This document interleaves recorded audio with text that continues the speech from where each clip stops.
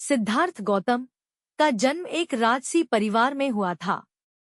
उनके जीवन की कहानी न केवल भारत बल्कि पूरे विश्व के लिए प्रेरणा का स्रोत है। यह कहानी हमें सिखाती है कि सच्ची खुशी और शांति केवल बाहरी सुख साधनों से नहीं, बल्कि आंतरिक जागरूकता और ज्ञान से प्राप्त की जा सकती है। सिद्धार्थ का जन्म एक सुंदर और समृद्ध महल में हुआ था। उनके पिता राजा शुद्धोधन ने उनके लिए एक शानदार जीवन की व्यवस्था की थी। सिद्धार्थ का जीवन सुख समृद्धि और ऐश्वर्य से भरा हुआ था, लेकिन फिर भी वे भीतर से संतुष्ट नहीं थे।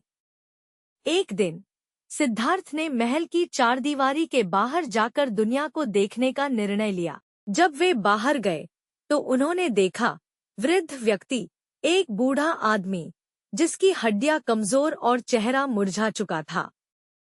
सिद्धार्थ ने पूछा, यह क्या है?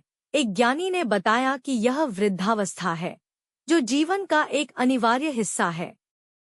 बीमार व्यक्ति। सिद्धार्थ ने एक बीमार व्यक्ति को देखा जो अत्यंत पीड़ा में था। उन्होंने पूछा, यह क्या है? ज्ञानी ने बताया कि यह रोग है, जो जीवन की कठिनाइयों में से एक है। मृत व्यक्ति। सिद्धार्थ ने एक मृत शरीर देखा जिसे लोग अंतिम संस्कार के लिए ले जा रहे थे।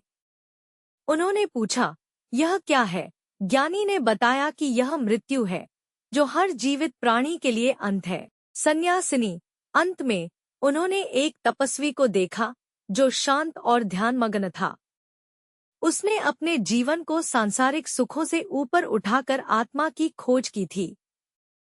यह दृष्टि सिद्धार्थ के दिल को छू गई। इन अनुभवों ने सिद्धार्थ को गहराई से प्रभावित किया। उन्होंने समझा कि जीवन के इन कष्टों से मुक्ति केवल बाहरी सुख साधनों से नहीं, बल्कि आंतरिक जागरूकता और ज्ञान से प्राप्त की जा सकती है।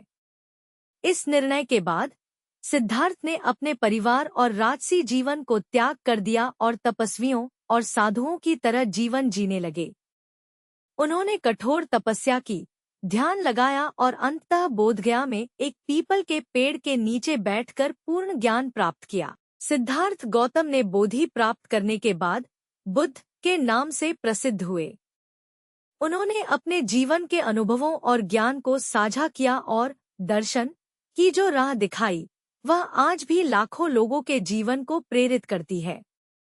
उनकी शिक्षाएं, जैसे कि 4 आर्य सत्य और 8 पाठ, आज भी शांति और समृद्धि की खोज में मार्गदर्शन करती है। महात्मा बुद्ध की कहानी हमें यह सिखाती है कि सच्ची सुख शांति आंतरिक ज्ञान और समझ से प्राप्त की जाती है।